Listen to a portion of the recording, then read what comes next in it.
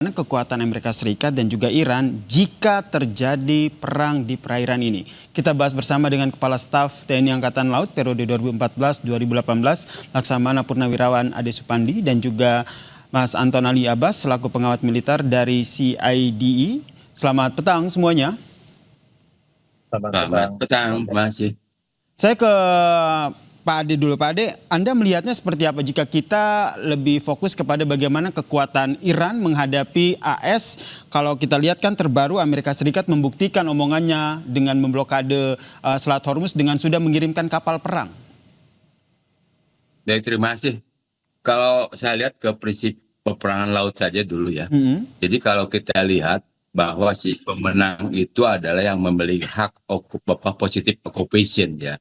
Wilayah Selat Hormuz itu kan miliknya Iran ya gitu. Sedangkan Amerika itu kan pendatang. Dan juga bahwa di laut itu ada namanya tidak bisa kita memiliki kekuatan penuh kecuali kita berada di situ terus-menerus. Maka tadi saya dengar ada komentar bahwa tidak mungkin dia itu Amerika akan berada di Teluk Iran selamanya karena kosnya sangat tinggi.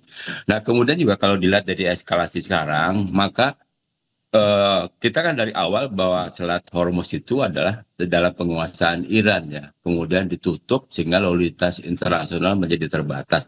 Dan kita tahu bahwa 20% daripada perdagangan dunia tentang minyak berada dari selat ini. Oleh sebab itu sebenarnya Iran memiliki satu keuntungan baik secara geopolitik, geostrategi maupun geoekonominya sendiri. Tetapi tentu saja kita bisa melihat bahwa Amerika Serikat memiliki kekuatan yang lebih besar dibandingkan Iran.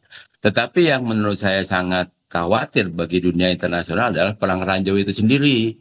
Karena zaman kini itu malapetaka akibat perang ranjau itu sangat besar. Apalagi kan tonase kapal yang masuk dan keluar dari Selat Hormuz, ini kan tonasenya besar.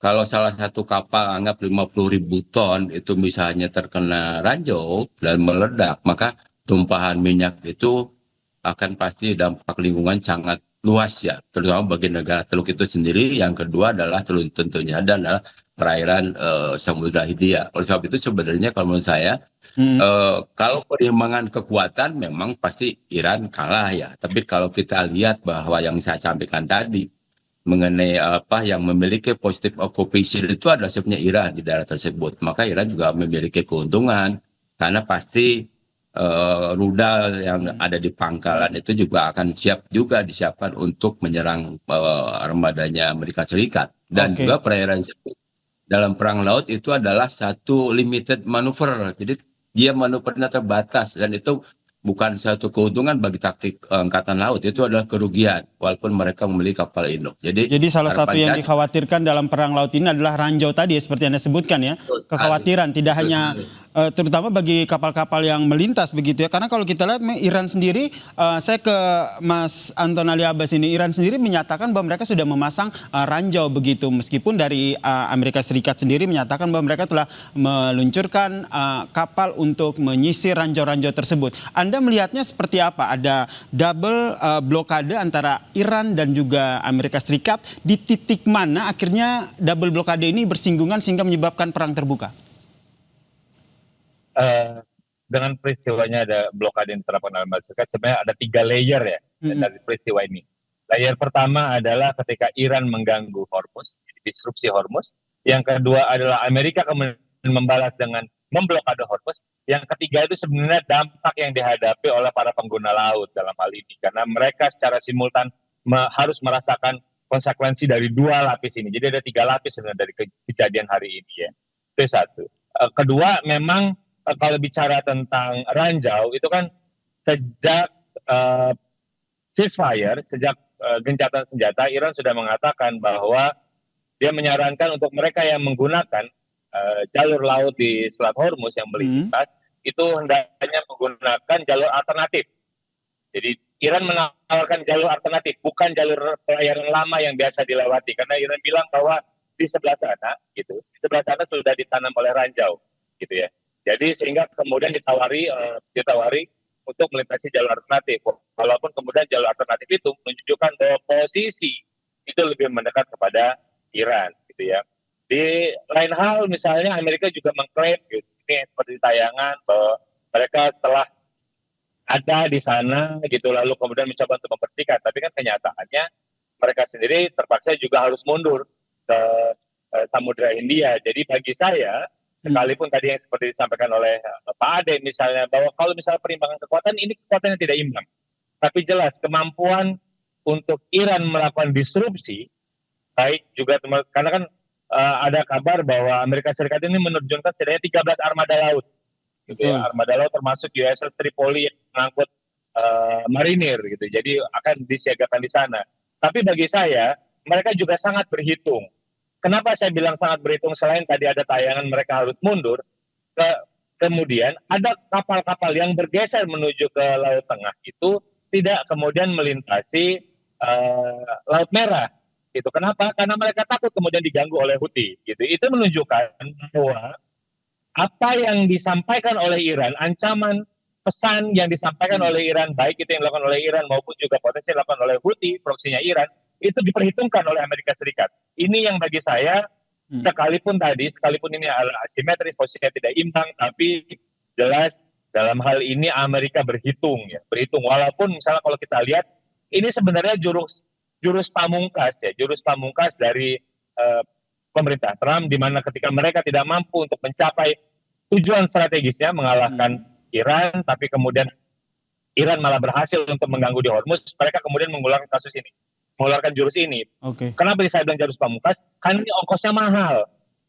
Karena kuncinya dari blokade ini adalah siapa yang mampu bertahan lama.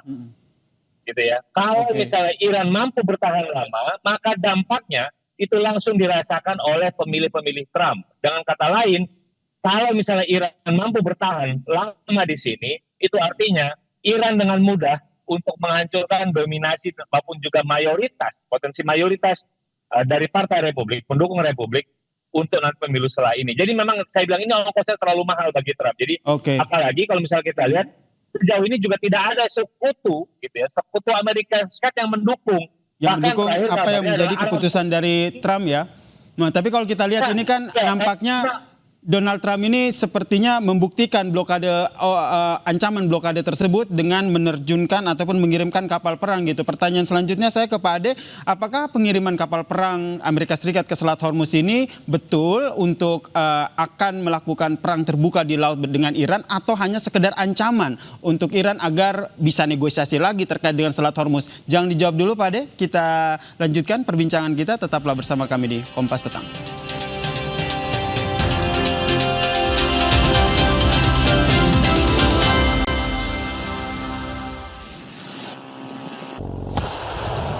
Pertanyaan saya tadi ke Pak Anton adalah sebenarnya yang Anda baca Pak Anton, apakah pengiriman kapal serang yang dikirimkan oleh Amerika Serikat ke Selat Hormuz ini membuktikan Amerika Serikat memang betul-betul akan berperang dengan Iran atau hanya sekedar ancaman untuk Iran? Iya, saya pikir justru ada juga yang menganggap bahwa ketika ada USS Tripoli mendekat, ini jangan-jangan Amerika ingin merealisasikan penerjunan pasukan daratnya, gitu ya. Jadi ada dugaannya ke situ. Jadi ada eskalasi, jadi ada potensi eskalasi, kemudian serangan darat itu mau dilakukan. Walaupun memang kuncinya memang kali ini adalah Selat Hormuz. Kalau misalnya Amerika memenangkan pertarungan kali ini, itu jangan-jangan nanti biaya tolnya itu yang dinikmati oleh Amerika Serikat, gitu. Jadi tidak hanya sekedar kemudian kita bicara bahwa kemudian Amerika Serikat menguasai terus Amerika Serikat, ya udah silakan lewat saja, karena ada dugaan juga jangan-jangan nanti tarif tol untuk lintas itu adalah yang menikmati adalah Amerika Serikat kalau memang Iran nanti kolaps. Pertanyaannya kan gitu, apakah Iran akan kolaps? Ini yang jawabannya belum tentu. Kenapa? Karena sejauh ini kan, kenapa Iran mampu bertahan kan karena minyaknya itu dibeli oleh Cina.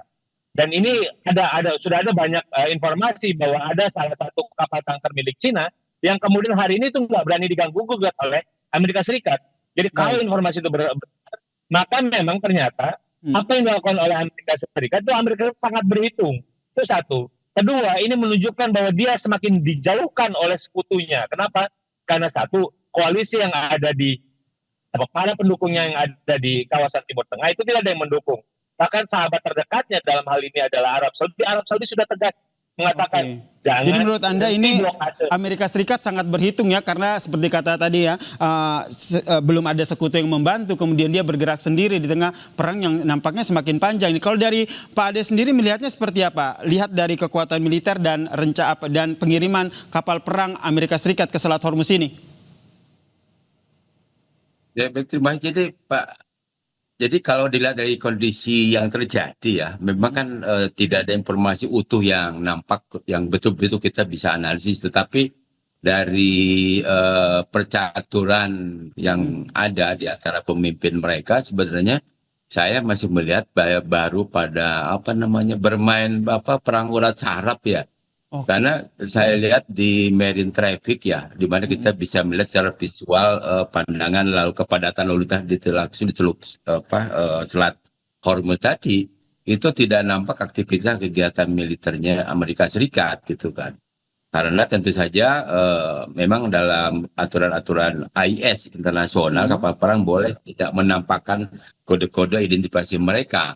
Tapi kalau dilihat dari manuver yang ada itu tidak nampak bahwa gangguan-gangguan terjadi kepada kapal-kapal yang memang sudah dapat izin melintas dari Iran. Nah, oleh sebab itu menurut saya dengan dinamika politik saat ini di mana Inggris maupun juga Perancis sangat mengecam kegiatan ataupun tindakan Trump, dan juga kelihatan Trump ini kan perang sendiri ya. Sehingga sebenarnya kalau menurut saya tekanan internasional malah mungkin akan membesar ya yang ke depan tersebut. Karena kalau dilihat dari perang Teluk sendiri itu baru percaturan perdebatan saja, tapi kalau dilihat faktanya belum ada. Nah, apakah Angkatan Laut Amerika Serikat akan masuk ke wilayah dalam, ke daerah Teluk itu sendiri? Menurut saya agak krusial juga, karena kalau memang Iran juga menebar ranjau, maka pasti akan ada kapal Amerika Serikat yang terkena, dan itu juga pasti dampaknya akan memalukan Amerika Serikat sendiri. Jadi di sini Terlebih ada seperti kata Anda ya Pak Ade, ada saling blokade ini juga akhirnya menimbulkan tekanan internasional. Kalau kita tarik berdasarkan hukum internasional sendiri, sebenarnya saling blokade yang dilakukan antara Amerika Serikat yang juga dilakukan oleh Iran di Selat Hormuz ini, hukum internasionalnya seperti apa? kalau hukum internasional kan sebenarnya US-nya kan ngawur ini sebenarnya. Karena kan itu bukan wilayah khusus pemilik Iran. Kan Selat Hormuz itu ada sebagian milik dari Uni Emirat, miliknya Qatar, miliknya Kuwait juga kan ke arah dalam gitu kan. Dia kemudian juga mendeklar sendiri perang dengan Iran, kemudian dia menganggap dirinya sebagai penguasa terhadap teluk tersebut gitu kan. Sehingga manuver kapalnya bisa bebas gitu. Memang ada satu dinamika ke depan mungkin yang terjadi adalah kepercayaan negara-negara Arab terhadap Amerika Serikat sendiri gitu kan. Boleh dibilang kan sekarang udah mulai agak berkurang.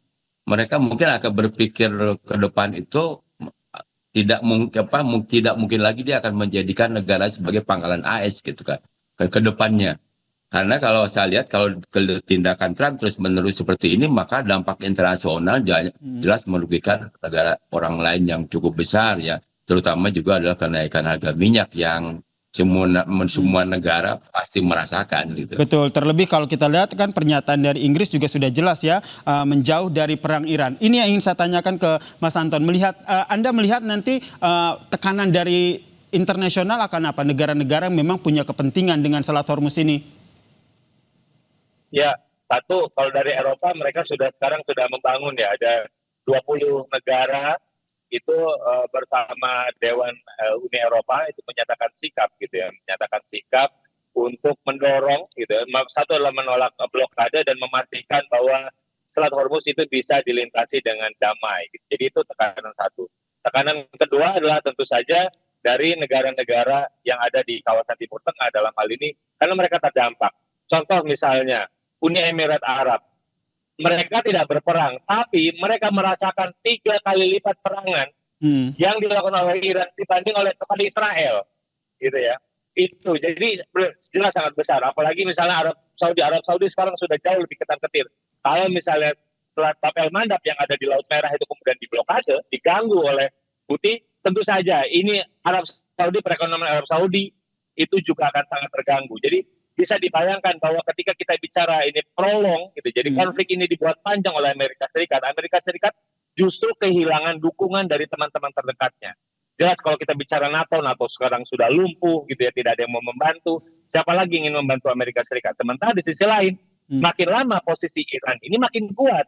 Buktinya apa? Italia dan Prancis misalnya mereka sudah mulai membuka komunikasi. Bagaimana kemudian kapal-kapal milik negara-negara itu bisa berjalan dengan aman gitu, untuk melintasi. Lalu juga negara-negara Eropa dan negara-negara lainnya. Dengan kata lain, kita sudah mulai ada pergeseran. Ketika kita bicara, oke, Amerika Serikat melakukan blokade, tapi secara de facto, negara-negara lain itu justru berkomunikasi dengan Iran, bukan berkomunikasi dengan Amerika Serikat. Mereka justru mengecam apa yang dilakukan oleh Amerika Ini yang Serikat. juga akhirnya jadi salah satu pertimbangan juga yang dilakukan oleh Amerika ya, bagaimana melakukan strategi perang selanjutnya gitu. Terakhir saya ke Pak Ade, kalau Anda lihat adu kuat antara Amerika Serikat dan juga Iran di Selat Hormuz ini akan berujung kemana? Negosiasi karena itu menjadi kesepakatan bersama, atau akan ada perang terbuka di laut di Selat Hormuz? Sebenarnya kalau saya lihat tujuannya Amerika Serikat ke Iran itu kan, berperang ke Iran itu kan belum jelas apa akan menduduki Iran, menguasai, atau juga hanya sekedar membantu Israel gitu kan. Hingga kalau menurut saya, kalau dalam perhitungan kekuatan itu kan Amerika Serikat dengan Iran kan sama dengan gajah lawan semut kan gitu kan. Tetapi kan belum tentu semut yang kalah kan gitu ya. Tapi ya karena apa, ada faktor-faktor lain dari sisi penggunaan kekuatan, di mana kan Amerika Serikat dengan penggunaan kekuatan besar di perairan sempit itu belum tentu merupakan satu keuntungan strategis, karena toh dari sisi daratan tetap dikuasai oleh Iran, dan Iran tahu bahwa embargo sekian lama tetap aja Iran masih tetap sakti gitu kan. Dia memiliki produk dengan pasokan mungkin dari Israel, dari Rusia dan Cina, memiliki kekuatan yang bisa mendukung dia untuk sustainable action ya, prolonged periodnya bisa kalau menurut saya. Apalagi yang jangan lupa bahwa menurut saya setiap bangsa kalau mereka terbina dengan karakter for fighting-nya bagus, itu belum tentu gampang dikalahkan. Contoh Amerika Serikat melawan Vietnam ya, belum kan kita tahu hasil akhirnya gitu kan. Sehingga kalau Amerika Serikat memaksa untuk melumpuhkan Iran secara keseluruhan, itu hal nggak mungkin. Tapi kalau mungkin merumbuhkan angkatan laut, tinggal bagaimana Amerika Serikat menghadapi perang ranjaunya. Apakah dia akan mengorbankan kekuatan perdagangan laut internasional, atau memaksa dirinya saja gitu. Baik, kita nantikan eskalasinya akan seperti apa ya. Tapi saya tertarik dengan apa yang tadi disampaikan oleh Pak Ade, begitu analoginya seperti gajah dan semut, belum tentu semut kalah begitu, dan juga belum tentu gajah menang. Terima kasih Kepala Staf TNI Angkatan Laut periode 2014-2018 Laksamana Purmanirawan Ade Supandi, dan juga Mas Anton Ali Abbas, pengamat militer dari CIDI, telah memberikan perspektifnya di Kompas Petang. Salam sehat semuanya.